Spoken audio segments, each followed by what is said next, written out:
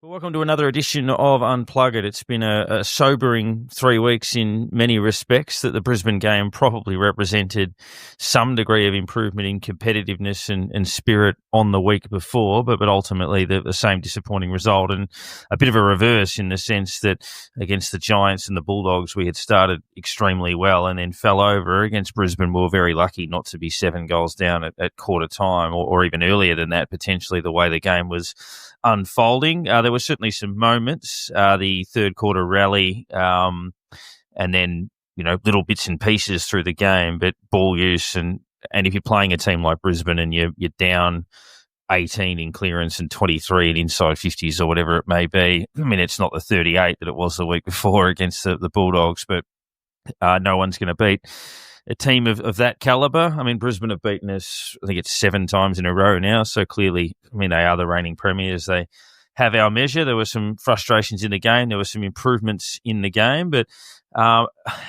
as we always say, Nick, it's never as good or as bad as it seems. 3 weeks ago was obviously very real. The wins over Geelong and Port Adelaide, that is part of the journey and what we've done. And obviously over the last 3 weeks, we've faced some challenges. You look at the Giants game.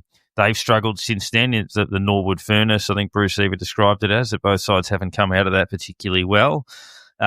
We played a Bulldogs side who were looking every bit top 4. We played a Brisbane side who were the reigning premiers, and we haven't handled that challenge. That's not to say we won't again if we did it in 12 weeks or whatever it may be, but round 4 maybe wasn't as good as it seems, and this might not be as bad as it seems. We'll see where it all lands.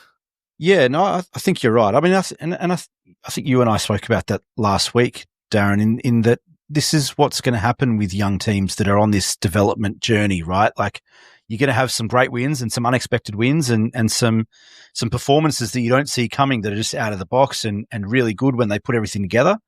And then they're going to have some weeks where they fall apart and the structure doesn't work and the effort's not there. And for whatever reason, like it's going to happen.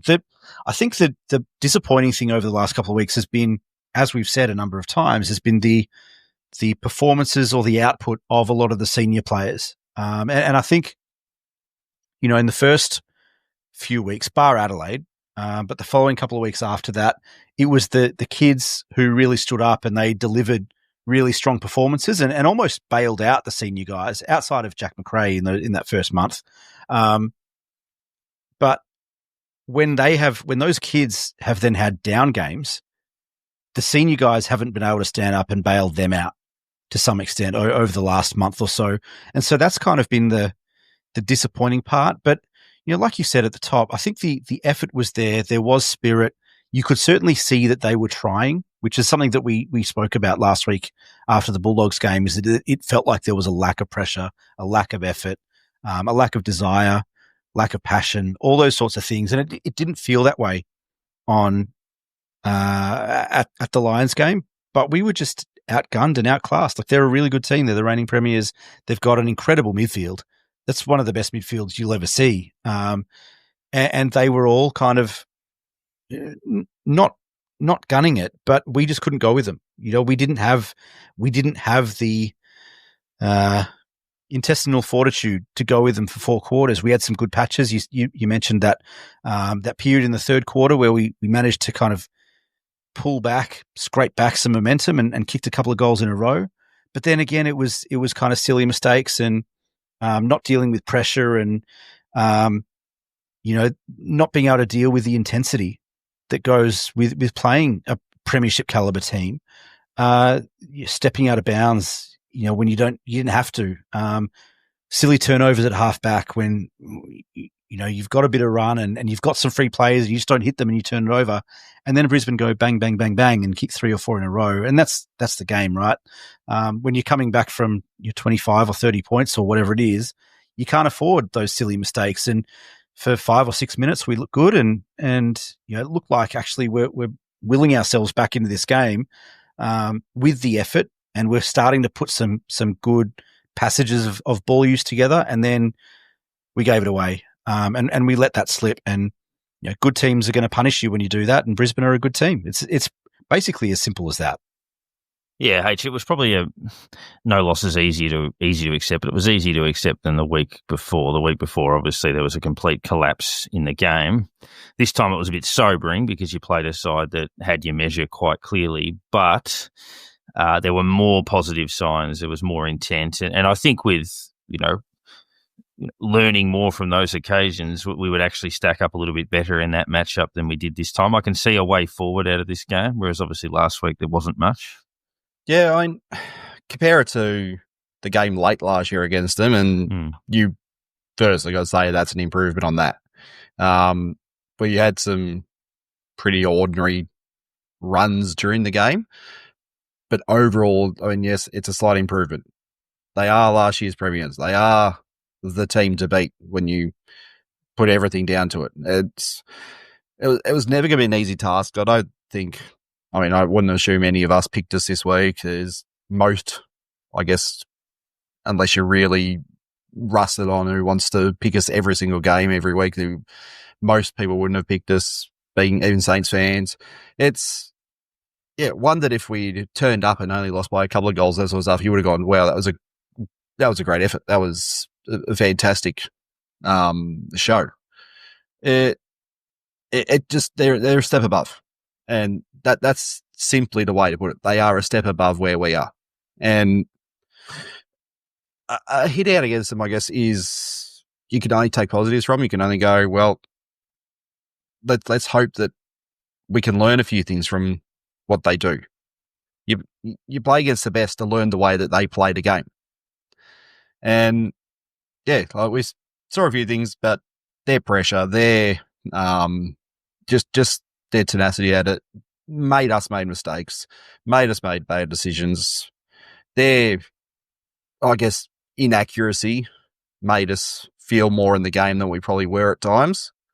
But again, they were just they're ahead of others, and if we'd come out with a result, it would have been like you'd almost go, well, yeah, that would have been a miracle. But we wanted an effort. We saw it for let's say maybe half the game was passable and was the effort was there. But they just held us down and bullied us at times, and the result, I guess you'd probably say roundabout where we'd hoped at the worst. But could have been a bit better, but it could have been a hell of a lot worse at the same time. Yeah, there's a bit to unpack out of the game, obviously a few talking points, and even out of the weekend, which we'll get to. But I think, based on everything, and if you look at the draw we've had, we've played 3 of last year's top 4 plus the reigning premiers, so 4 of the best 5 teams in the competition probably last year. Then you throw in the Bulldogs, who look like being a top 4 side this year, and Adelaide, who look like being a top 8 side this year. We've handled it okay up until the last few weeks, where obviously we've been opened up. I would hazard a guess. I don't have the numbers in front of me, but I doubt Ross Lyon would have conceded 100 points in 3 consecutive games ever, probably, either with us or with Fremantle. So it's been tough in terms of that sort of brutalness. But I think our season's defined in the next fortnight, really. If you look at our 3-week stretch, we obviously have to beat the Eagles in a few weeks' time. But if we could get one of the, obviously you'd love to get both, but if you get one of the Fremantle and Carlton games and beat West Coast, you get to 5-5, which I think with our injuries, with our draw, with our age profile would be a pretty good result. The second half of the year is a fair bit kinder than the first in terms of fixtures. So I think that's an important little step if we can get. Obviously, you don't want to. If you drop this game this Friday night, that's 4 in a row. It starts to spiral a little bit. If you can get that and then go into the Spud game against the Carlton side, that's obviously back in some degree of form, that sets that up as a huge contest and season-defining clash. So I think that the next couple of weeks is pretty telling for us. I think just on that, I think we all probably would have taken 5-5 after 10 if it came down to it. If someone said, here's a crystal ball, you're going to be 5-5 after 10 weeks or whatever, I think we all probably would have jumped at that, to be honest, looking at that the first couple of months of the fixture. Because I think in that preseason period, we kind of looked at the fixture and And I think we were all trying to work out where the wins were going to come. I think we all kind of agreed that we're not as bad as people are saying we are. I don't think any of us had us kind of in that bottom four group. Now, it may end up that way, but I don't think any of us had us in that bottom four. But if you look at that fixture, trying to find where we're going to get 5 wins outside of Richmond, really, was a bit tough. And so, I think if we can get to 10 weeks, 10 games and be 5-5 or thereabouts, I think we'd all have to be pretty happy with that in terms of us being ahead of the curve. Yeah, definitely. And I think that's, it's not doom and gloom. We've just got to halt the momentum. We just need a bit of a circuit breaker result somewhere in the next fortnight, ideally this week. But a couple of housekeeping as well. A reminder that you can find us on our YouTube channel. We did mention the Max Hudson chat last week. We've got that one ready to go. We've had a hectic couple of weeks, but that'll be up pretty soon for you. So that's our guest for the week, and obviously a pretty special one, universally popular player in Maxi Hudson. So make sure you give us a review on whatever your platform is, and like and subscribe on the YouTube channel. And Unplugged, proud to partner with Ticketverse for the 2025 AFL season. You would have noticed some ticket giveaways on the socials, and hope you've enjoyed those tickets, those who've got them, despite the results. So get premium seats at Marvel Stadium's Medallion Club for St Kilda games with exclusive access to fine dining, bars and more. Visit ticketverse.com.au to explore your options. Tickets sorted. Now,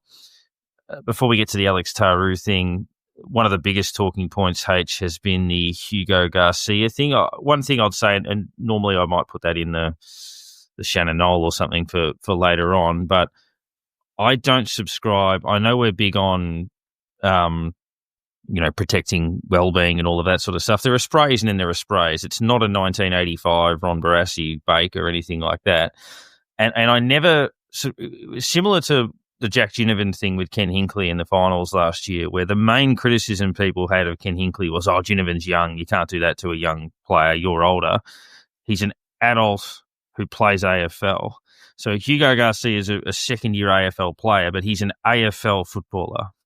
He's not a kid. I understand that he might be a younger player than Jack Steele or younger than Brad Hill, but with all due respect, and this is not in any way intended to sound harsh, I don't think Hugo Garcia would sit there and go, "Hey, I'm younger than Jack Steele. Don't talk to me like that." I think he would accept that that's part and parcel of the game. So if you're an AFL footballer, there's no different treatment based on what your birthday is. If you're not up to it or you're not doing the job, you cop a bake like anyone else would. So I think that's been a little bit over the top. The whole "he's too young" thing just doesn't wash with me at all. Yeah, I mean, as you say, any player is they got to cop it at some point. A game's going to be horrible for him at some point, and Ross will understand. Look, he is young, he is learning, but hearing from a lot of players that he has coached over the time, it seems that he understands which players need it, which players don't as well. And I think he's probably looked at it and gone, I think he needs this. He needs me to just almost sit him down and read him the right act and say, look, it's not that I don't believe you can't play football for us, but I need to get something through to you. And that's what a coach does. They pick the time and the right moments and the right player to go, no, this is what I expect. And yeah, it's who knows? He hopefully doesn't get dropped, and he comes out this week and absolutely kills it. Hopefully we see that the result of what Ross has done, what Ross has said to him, and it just sinks in. He goes, okay, wow, I've got it now. And he goes out absolutely flying. So you'd hate for it to have an adverse effect on him, because then you'd also be going, okay, where's his head? Is it not in the game? Is it not in the right place? Is he not thinking about football? That's where you'd probably be a bit more concerned, going, okay, well, if they can't take that sort of thing and occasionally, and because as a footballer, it's going to come at some point. So I hope that it has the right effect. He turns it around. He shows us what he's been showing, just that tenacity at the ball, the attack at the players with the ball, and it's hopefully, I just hope it goes the right way because Ross knows what he's doing. And that's what we have to basically look back at and go, that's why he did it. There's two things, I reckon, from my perspective. And we've got to remember that coaches look at games and players and moments differently to fans, right? Fans will look at something and go, this guy's had X possessions, this touches, and, we're being dominated in the middle, but this kid's had 5 touches and is, 50 meters gained or 80 meters gained or whatever, compared to this other guy who's, he's had 12 touches and 30 meters gained and whatever. Ross kind of alluded to it when in his presser, when he said, you don't, I don't know how much you know about the things that we're talking about, where, there was some phrases that I hadn't heard. I've been around footy for a long time. There were some phrases that I hadn't heard. And there was he said, there's a moment when you've got to stop talking and do something. And I figured that was my moment. I've said enough. I've talked enough. I've got to make a change. And that was the moment. So clearly Hugo Garcia wasn't doing what was asked of him. Doesn't matter about the numbers, doesn't matter about the stats, doesn't matter what else is happening. But Ross, in Ross's eyes, Hugo wasn't doing what was expected of him at whatever level that is. And so he made a change. And as a senior coach, you want your coach to be making those decisions. That's what he's paid for. That's his job, is to make the hard calls. And he did that. And I mean, our entire midfield was not performing at that stage. We were getting dominated in just about every facet in there. And so, Ross made the change, and that's fine. Zach Jones came on and was one of our better players for 2.5 quarters after that. I thought he was really good in the midfield, actually, and I thought that we got better when Zach Jones came in. The other thing, I saw someone mention on social after the game, I don't remember who it is, so apologies if it was you and I've forgotten, but someone mentioned that Ross isn't the type of guy who's going to spray someone if he doesn't believe that he's got a future. Ross isn't going to spend his time and effort and energy baking someone if he doesn't think that he can perform better. If he doesn't think he can perform better, he'll drop him and never play him again. And it doesn't seem like that's what he wants to do with Hugo Garcia. It seems like he had a crack at Hugo because he expects more. He knows Hugo can play. He knows he can be an impact player and can affect outcomes of games and can be a good player at this level. And he expects more of him. And so he had a crack at him. And that's completely fair enough. That is part and parcel of the game. Like you said, Parko, it's not Tommy Hafey. It's not Ron Barassi. This is a modern game. And that was, while Ross said he was animated, that was about it. It was certainly not the scale of a 70s or 80s quarter time spray. And we've had coaches that have given sprays, Ken Sheldon and others, in our lifetime. This was not even in the same universe as those things. So, mountain out of a molehill, really. Yeah, and I mean, the early sub call 2 weeks in a row, I mean, if you look at those games, they were slipping away from us very quickly. The Bulldogs game last week, we were 5 goals down. You'd pull Henry out. He's had no influence. Now, I know people look at our list profile and think, is there an issue with, if you've got a young player like Garcia, are you better off educating them by making them push through it and you sub out a senior player? But we're not in, full epic rebuild mode and tanking or anything like that. You pull the lever that you think helps. You brought a player on who had 18 possessions in 2 and a bit quarters. And then they asked him in the presser about, did you regret that when Mason Wood got injured? You don't have a crystal ball. Like, you could get through completely unscathed and then sit there and think at 3/4 time, shit, why didn't I do that half an hour ago? Correct. So, and that would have been the question. Let's say Jones came on and had 14 in the last quarter at 3/4 time. They'd be like, oh, should you have pulled that lever at halftime? So, yeah, a lot was made out of a situation. But yeah, I don't think AFL players should be treated differently because they've played 200 games or 5. No, and it's a performance. Yeah. It's a performance game, right? Like, if you're not performing, there's consequences. Just like any role, if you're not performing, if you're not doing your job, there are consequences. Mm-hmm. Now, those consequences are different in the AFL as it would be to someone working in an office or whatever it is, but there's still consequences. If you're not performing, you gotta face up to it and own it. And Hugo's going to have to do that this week. Obviously, there's a spotlight on him. Hopefully, he's named and he gets a chance to redeem himself, because obviously there isn't for Sandy for another week or so. So hopefully he gets a chance to kind of own that, be accountable, and come back and redeem himself. But if not, he'll get another chance at some point, and that's up to him to work through that and get better, and prove to Ross and everybody else that he's got what it takes at this level.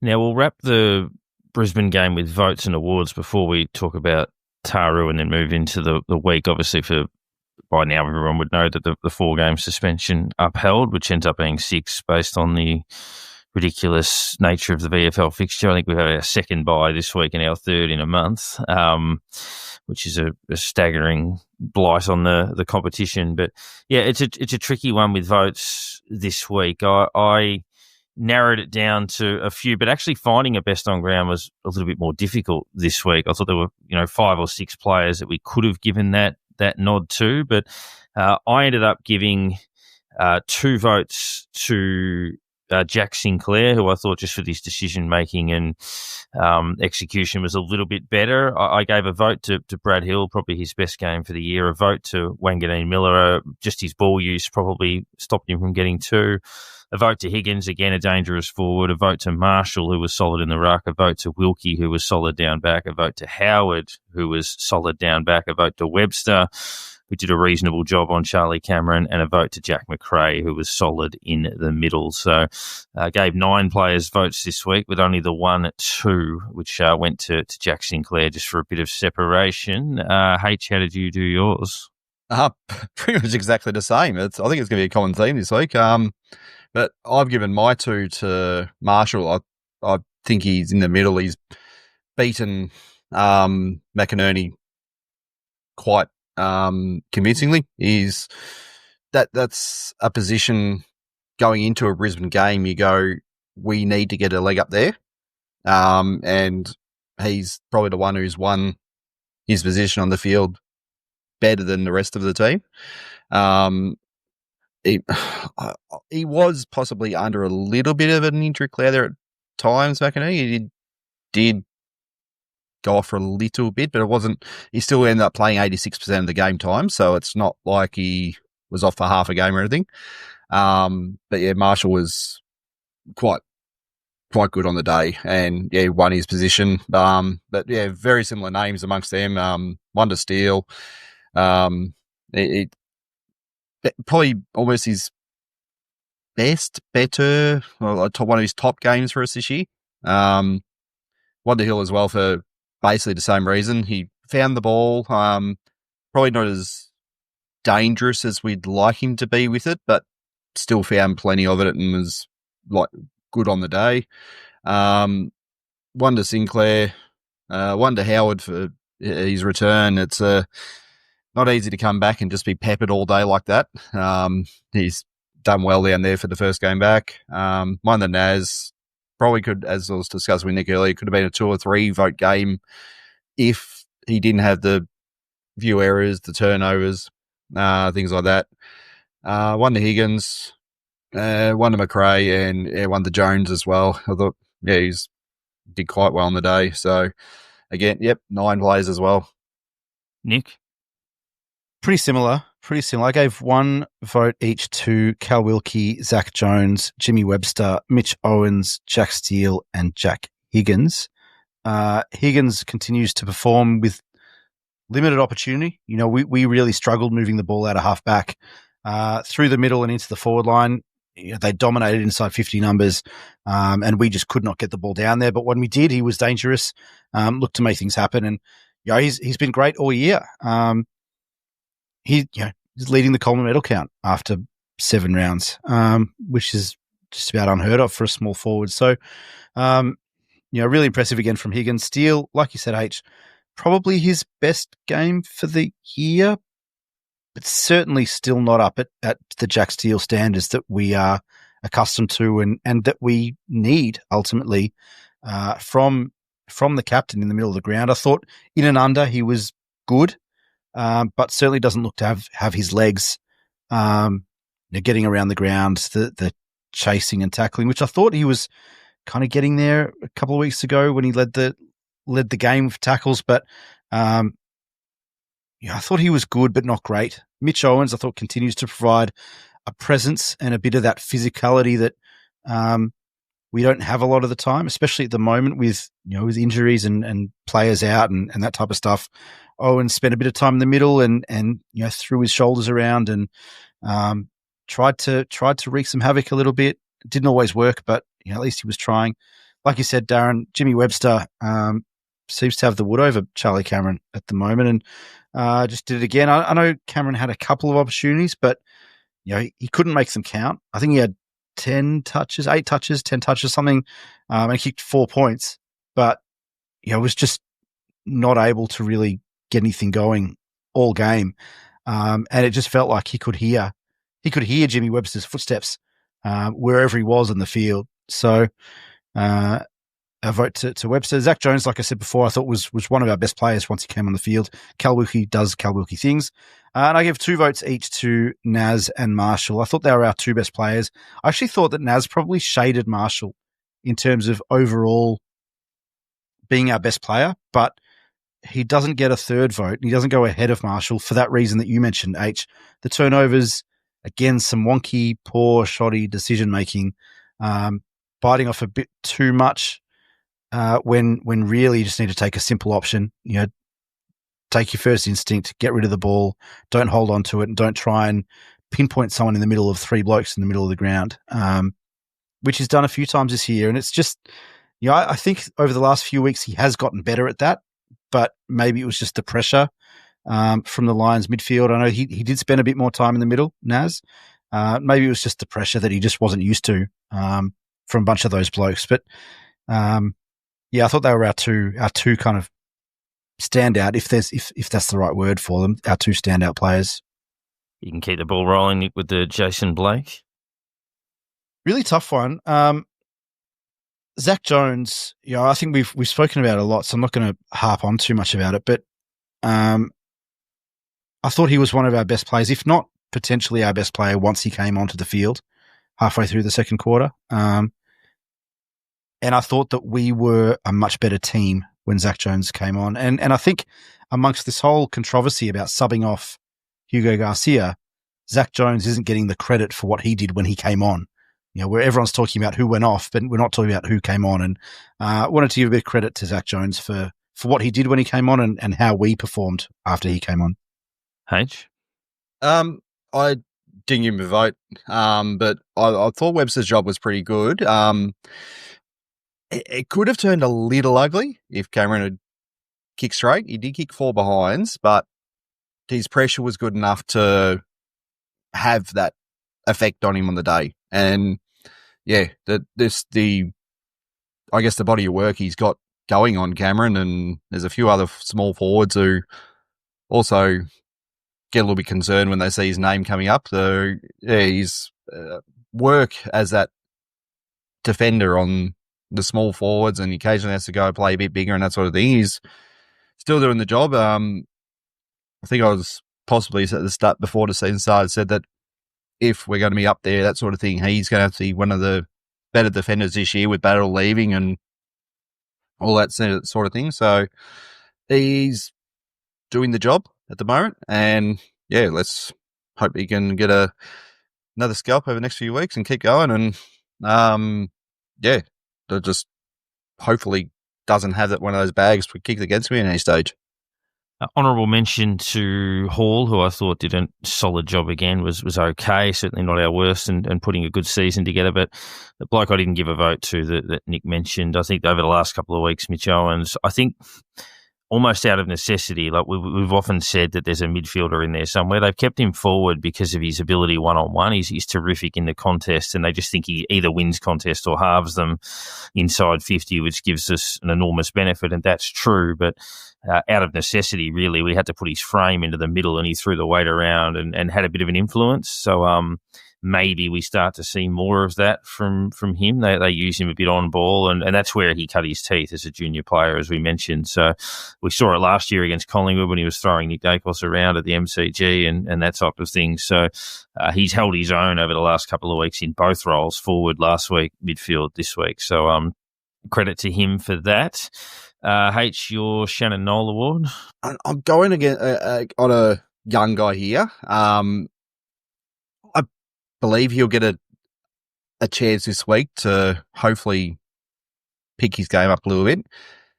Simply the fact that Wood's going to be out concussion, and now we know Taru's not going to come in, so we're not going to be going another tall there. So Isaac Keeler, assume he's going to be keeping his spot this week.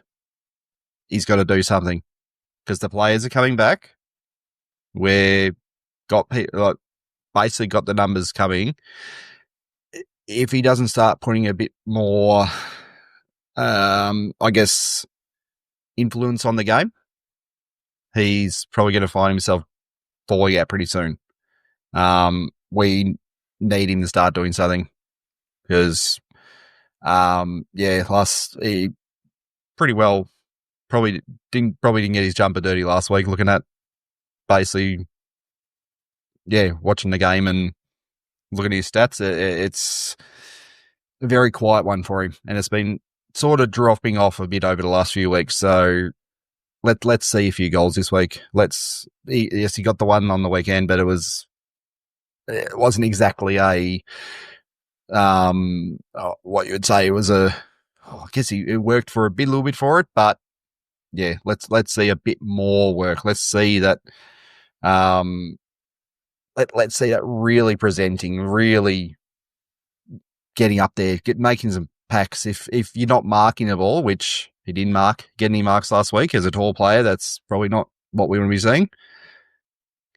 Try to crash some packs, bring the ball down. We just didn't see that, so let's hope he can turn around and play some good football this week and hold his spot. Nick, yours? Yeah, I usually try not to give this award to someone who's already been given it this week, but I've got to double up on what H was saying. At the moment, Isaac Keeler is a bit of a liability on the field. I know it sounds harsh, and it might be a little bit, but he's incredibly talented. He has so much talent, just natural ability to play this game, but I don't think he has the body to compete at this level yet. Certainly not as a key position forward. He's shown glimpses.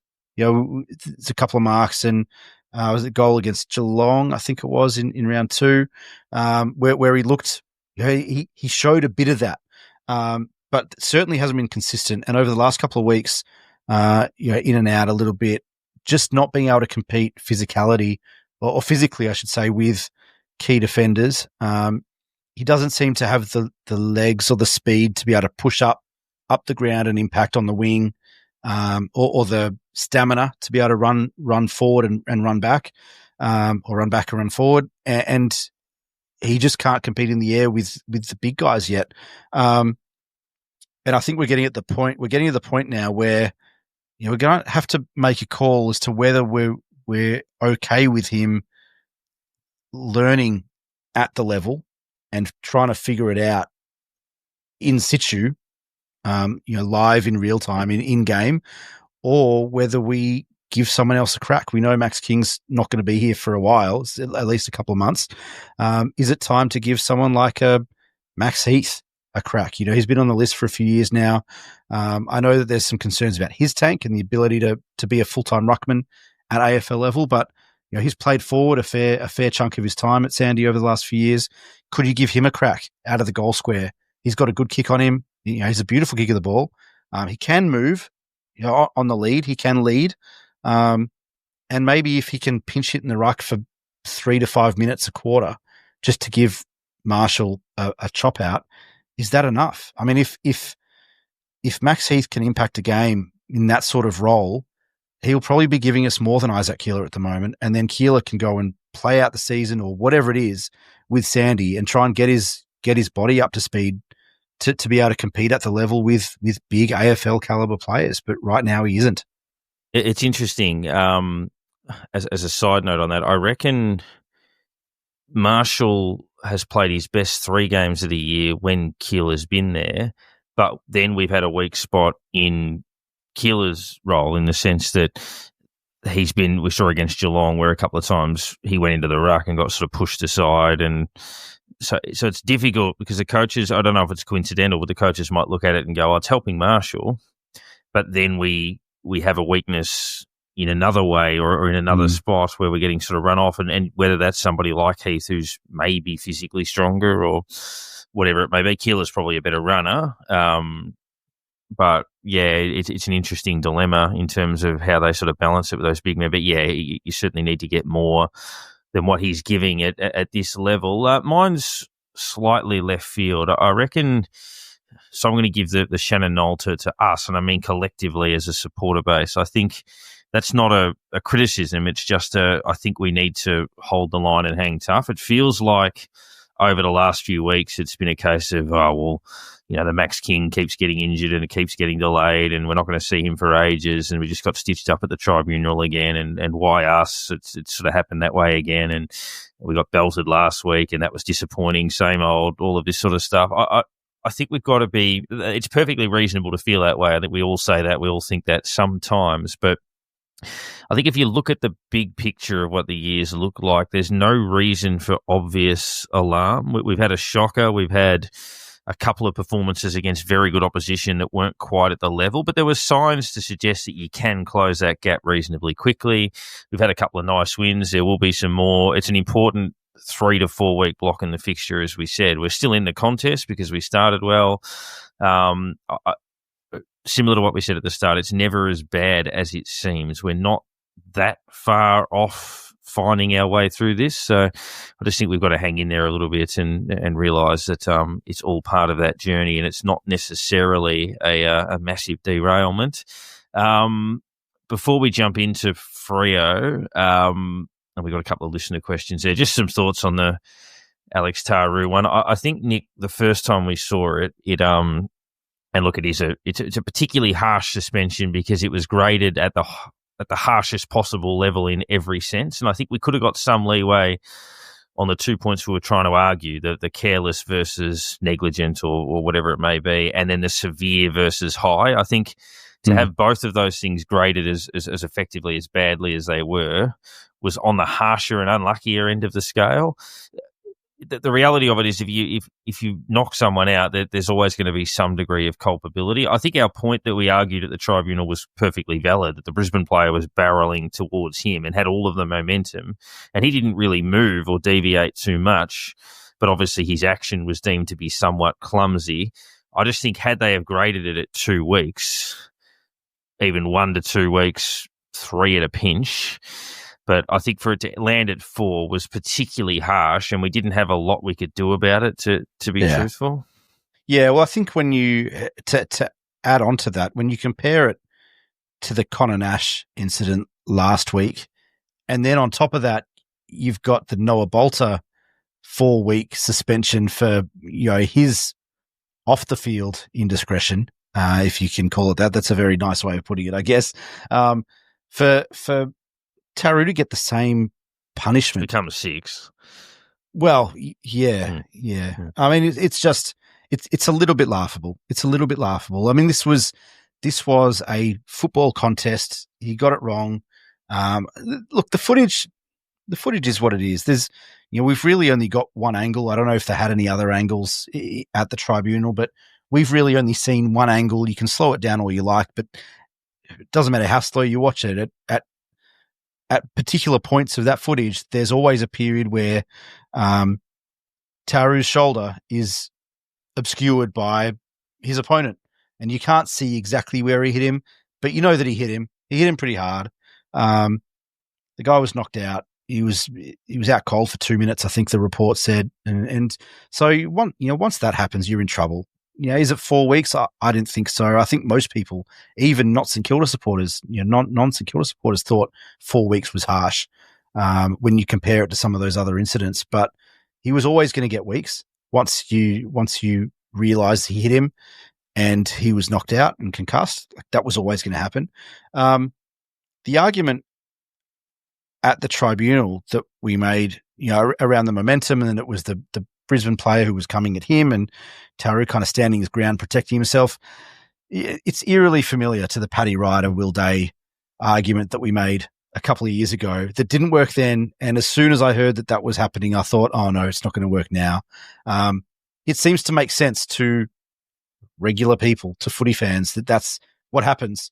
But it doesn't seem to work in this kind of environment. And, we're not very good at the tribunal. We're just not. It's just, whether we can poach, one of the KCs from Collingwood or Carlton or one of the big clubs to come represent us for a little while. I mean, that would be ideal, but we just don't seem to do it very well. As soon as I saw H that it wasn't Adrian Anderson, I thought we had some chance. But but H, I think I was discussing this on a podcast around another sport that we're interested in rugby league, because they're talking about this at the moment. Again, it's the Taru fell victim to they punish the consequence, not the action. If the Brisbane player bounces to his feet, they don't even look at it again. Like, he just plays on, and literally they don't look at it again. No one would speak about it at all. Just on that, on that, before H, you jump in, one of the arguments that I did think was worthwhile was our representative saying, if the same incident had happened, but it was Alix Tauru who got knocked out and the Brisbane player was fine, what happens then? What's the outcome? Who gets suspended? What happened? And I'm not sure there's an answer there. Yeah. Yeah, it's a bit of a one you look at and you scratch your head, and it's the sort of contest that I said to a few people only 10 years ago, 15 years ago, you'd look at that and it was a front-on collision. Just the two players running front-on ran into each other. One just slightly more braced themselves. That was all it was. You probably applaud it 10 years ago. That was called a hard contest. That's all it was. It was never even looked at again. You went, okay, two players went head on. Unfortunately, one came out worse than the other. And that's what it was. There was no intent, which I think is the thing where we're all going. He didn't intend to hurt him. It's clearly an accident. He has braced for the impact. There's no... Quite sure how to help you with that. Thanks, Sherry. There was no Tauru running at him to knock him out from behind play, or the ball was in the vicinity. The players were all converging. There was about 6 players around that small pack. They're the two that just collided. If we got out with 2, we'd go, okay, yep, we'll take 2. We'll take that. But yeah, to end up still on the 4, you just sort of sit there and go, nah, it just doesn't feel right. It's what's the next thing that a player will be suspended for? I mean, we're seeing acts which are actually vicious, and players getting 1, maybe 2, whatever, because the player either isn't that hurt or gets up pretty well straight away. Like, a player stays down for 30 seconds and then hops back up and runs off and passes a concussion test, then you're finding, okay, yeah, the player ends up getting 1 week. But that could have been a more deliberate sort of act to hit someone. So it's just, we've got to start grading the intent, the actual incident, and not the outcome. The outcome can change from player to player. He hits any other player on the field like that, and they may not have even flinched. And that's the thing. It's all depends on which player it is, what happens to him, and that. So there's got to be a better way to do it, because, yeah, players with no intent are getting rubbed out. Players with intent are getting away pretty lightly at times. So something has to change somewhere. And as we mentioned, what's your perspective, Darren, on this kind of grading the outcome compared to the intent or the action? Yeah, look, I mean, I know they would do that in a court of law if you hit someone with your car or shot them or whatever it may be. The outcome dictates the level of charge. But we're talking about sport where there are very few acts in sport that are deliberately vicious. There's a few every now and then, the Brayshaw gaff, that type of thing. But again, they're probably split-second decisions.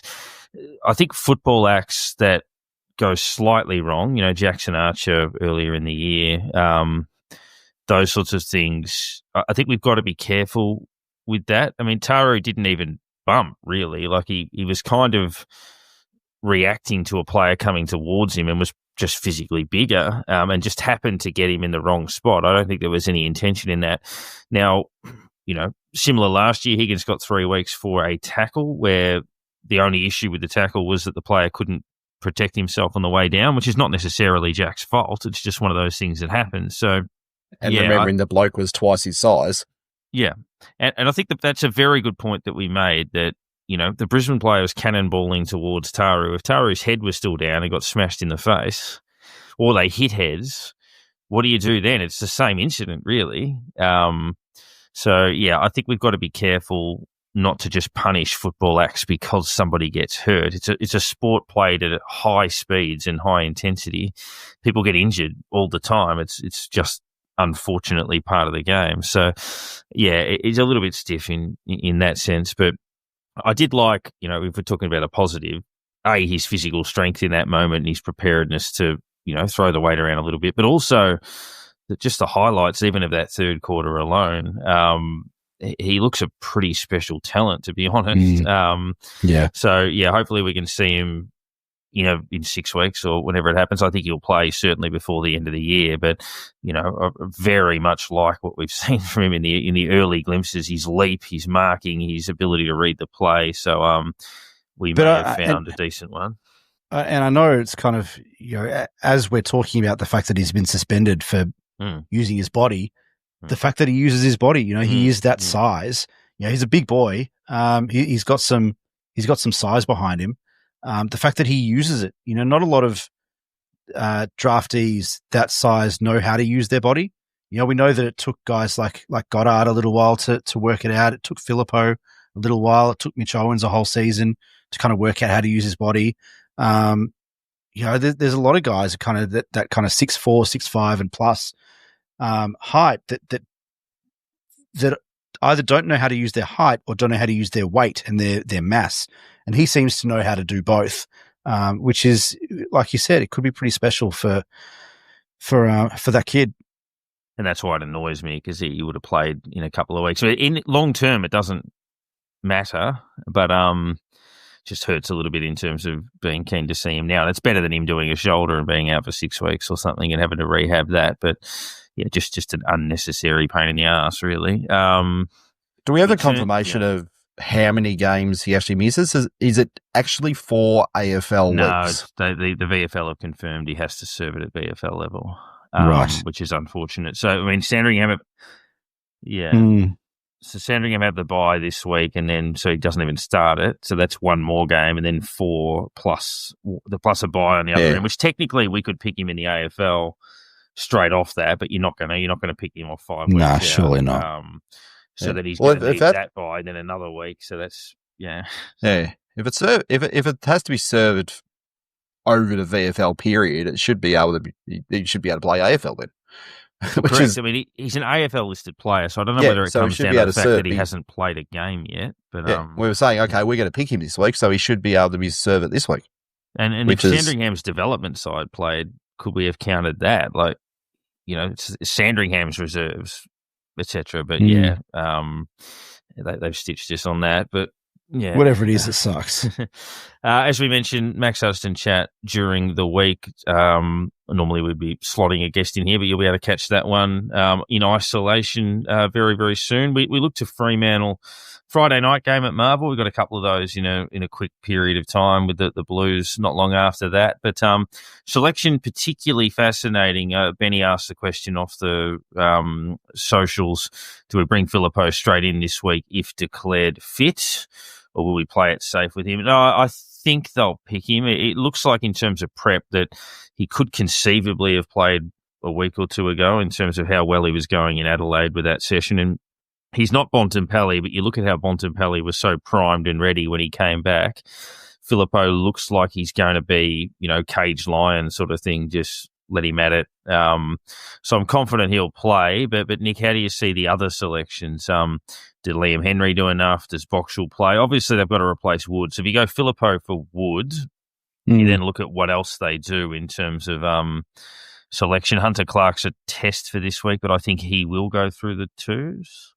Yeah, well, I mean, the fact that Sandy don't have a game this week makes things harder, right? Yeah. I think if it was up to me, we wouldn't be playing Filippo this week. I mean, the number of times that Ross has said in his presses, it's not about the next 6 weeks, it's about the next 6 years for some of these kids and young players coming back from injury.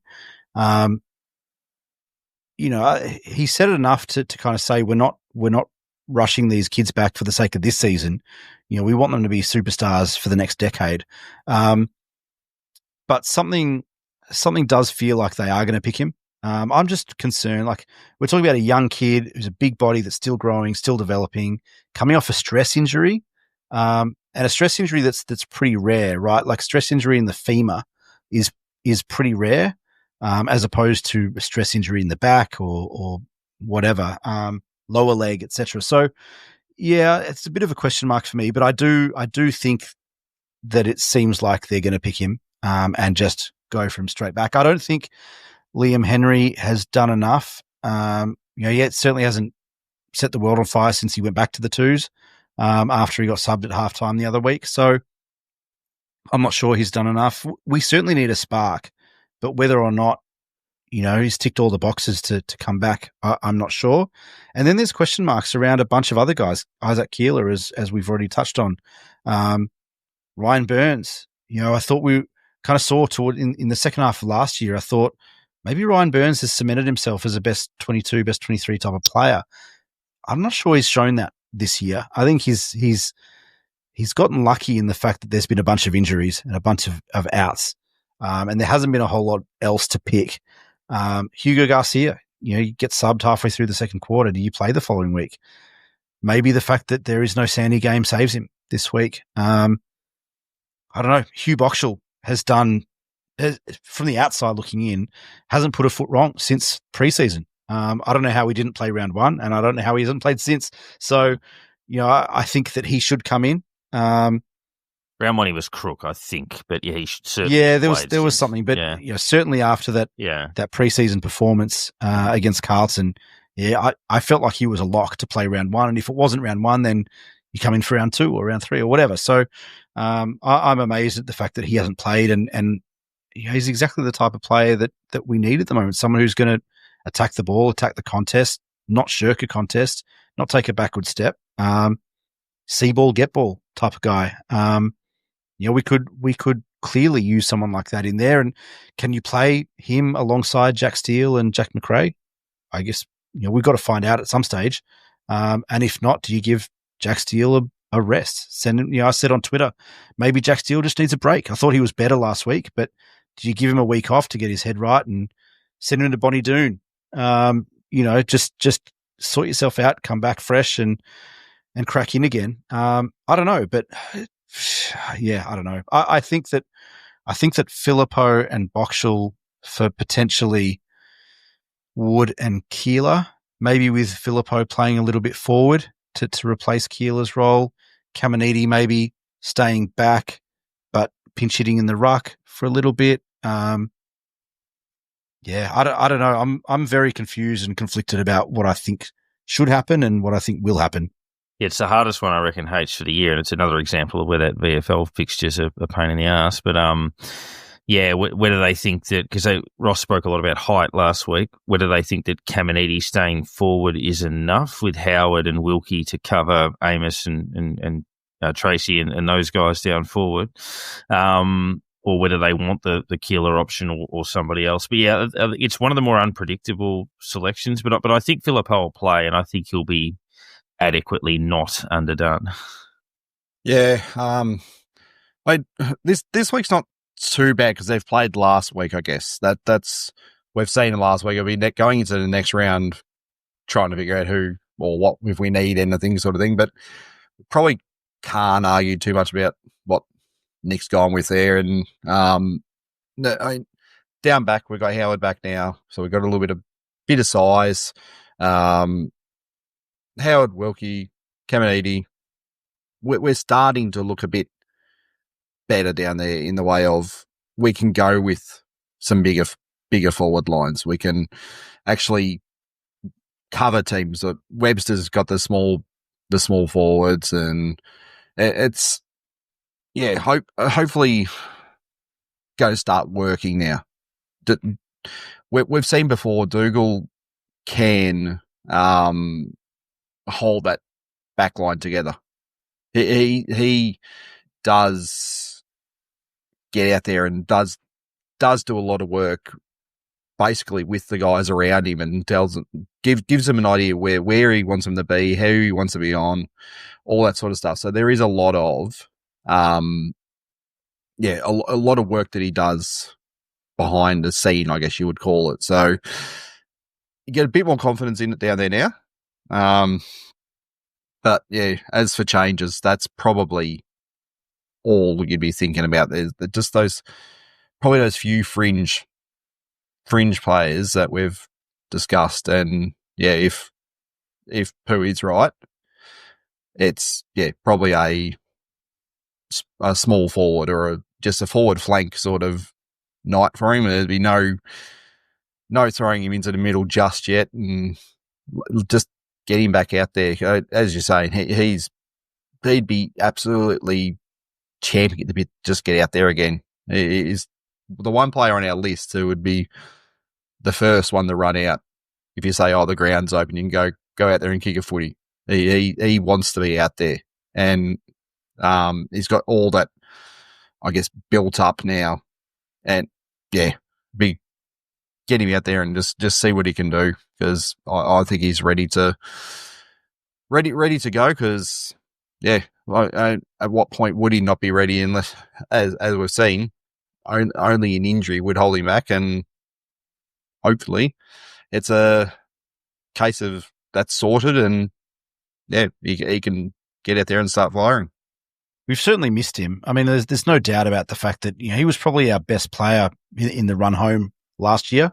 The way that he stood up in the middle and did all those sorts of things. I think we've sorely missed him and his X factor in the middle of the ground. I did want to ask you guys a question about Hammer. Given Dougal Howard's back, do you want to see Caminiti push forward again, or are you happy to persist with him down back? Because personally, I've got pretty strong feelings about this, but I want to hear what you guys have to say about Caminiti. It could be a game-to-game thing. Could be depending on who we play. Like coming up against, say, Carlton in 2 weeks, we may need him down back on one of the big guys, just as a tall defender, and let Wilkie sort of, I guess, double up on whoever it's coming into. There might be sorry. Let Wilkie be that third up in each contest sort of thing, or try to pick it off in front of him. He just needs to probably get a bit of body on whichever one he's playing on the night, which I would probably more think he's probably a Mackay. Well, you got, I'd assume you have, I don't know, which way would you go? Mackay and Dougal, or would you put Dougal on to probably Dougal. Curnow? Probably Dougal on Mackay, and then Wilkie on Curnow, maybe. Yeah, probably a bit more with the speed, I'd assume, is probably a better idea. But But then, you let Wilkie just float between them. They just work as that team sort of thing. So it's a case of, again, unless the team has two forwards like that, you might swing him back up forward. But that situation, you probably go, no, look, we'll put him down there just for that bit of height, bit of the bit of pressure on the forward, and try to utilise him that way. But any team that only has maybe one big forward, you'd go, okay, we'll get you back up forward as a bit of a target. Unless you James Sicily's it a bit where start back and get thrown forward as a luxury potentially on a tired defensive unit if it's working out okay. That type of those sorts of plans I think are a reasonable way to go. Even if it's just, Geelong used to do it with Harry Taylor and those sorts of options. I think that's a reasonable summation, I think, from everyone across the board. Ricky asking the question about whether Taru could have anti-suspension a different way, like knocking someone out in a regional town, for example. And then a few people, Bobber says, are we happy with Ross belittling journalists who ask perfectly reasonable questions? I've got a theory on that I reckon Ross does that sometimes as a not a smokescreen, but I think similar to the old bubble back in the day where often he would put himself up to talk and he would do all of those sorts of things. I just get the feeling that's almost creating another narrative where it's people will talk about Ross and they'll talk about whether he's prickly and then they'll ask him about that at the next presser and almost in a subtle way of I never think that Ross does anything by accident in a press conference. So I wonder whether he's protecting the group in a way. I know he was critical of them at the same time, but on his own terms. So there's a very small part of me, and it might just be a conspiracy theorist, that thinks he's creating an alternative narrative by doing that. I don't know. I think you're onto something. I'm not quite sure if it's him trying to create an alternate narrative or it's him trying to work out what the journo's narrative might be.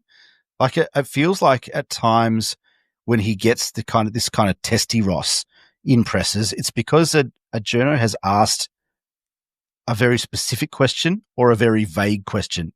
And it's like the journo might be needling Ross to try and get a reaction out of him to then create the narrative in their editorial or their report or whatever. And so it feels to me as if Ross is trying to work out why is that journo asking this question, or why is he asking it? Why is she asking it in this particular manner? Because I want to understand what they're trying to get out of me. And so he'll kind of throw it back on them and say, well, tell me what you think. What did you see? What did you make of it? What do you think happened? And then I'll tell you what I think happened. So I don't know if I think there is a bit of that Ross protecting the group, but also I think that there's a bit of, a little bit of Ross kind of, I've had enough of you telling me where I've gone wrong or where we've gone wrong.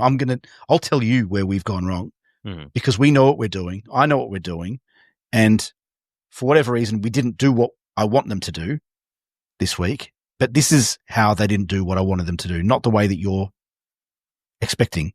So I think it's a little bit of Ross controlling the narrative, but I'm not sure it's creating an alternate narrative, if that makes sense. It does. And look, some of the media's treatment and, assessments of our club have been bullshit. So forgive Ross for being a little bit annoyed at you if you're, I actually don't think it's that bad either. Exactly. I actually don't think it's been that bad. Though. It's not Mick Moldhouse levels. It's not. Yeah, I was about to say Tom Morris and all that sort of stuff. It's but the best one as it was Mick Moldhouse back in the day. He basically he'd almost run the press conference. It'd be basically a question would come in and go, look, I don't really want to answer that one, and he'd almost had the other journalists answer it for him at times. It was it'd throw the questions at them and say, look, I want to hear what you're saying, or he'd throw something at them that completely stumped them and they didn't know what to say after that. It was just a whole, I'm not going to give you what I don't want to give you, and you can ask as much as you like, but I'll give you back something that just completely baffles you, or it doesn't give you doesn't give away what I'm doing or what we're doing. So, there's a little bit of cryptic to things. There's a little bit of deflection, a little bit of, I guess, playing with them at times. But yeah, I mean, if he went out there and gave away everything, you'd be going, well, what are you doing? Why are you telling him everything? So, yeah, keep doing it, Ross. we're entertained. So yeah. Yeah, and look, that's right. It's hardly that bad, and you know they've got a bit they can answer for as well. I think in those situations, Unplugged proud to partner with Ticketverse for the 2025 AFL season. Get premium seats at Marvel Stadium's Medallion Club for Saints games, exclusive access to fine dining, bars, and more. Visit ticketverse.com.au to explore your options. At Tickets, they've got you sorted. But keep an eye on our socials whenever the Saints play home games at Marvel for potential giveaways and those sorts of things. Make sure you're following us on all of the relevant channels. You could get a chance to get a couple of tickets, bring mates along and enjoy some fantastic luxury football viewing at Unplugged on X or Twitter for those who still remember it that way, at Unplugged Podcast, effectively on the others, Facebook, Instagram, TikTok, LinkedIn. You can find us on there as well. So make sure you check all of that out. Give us a review, hopefully a kind 5-star one. Subscribe on the YouTube channel as well. Stay tuned, as we said, for that Max Hudston chat. Plenty more to come over the course of the season. Enjoy Friday night. Hopefully the Saints set up the weekend rather than ruin it, but enjoy the footy.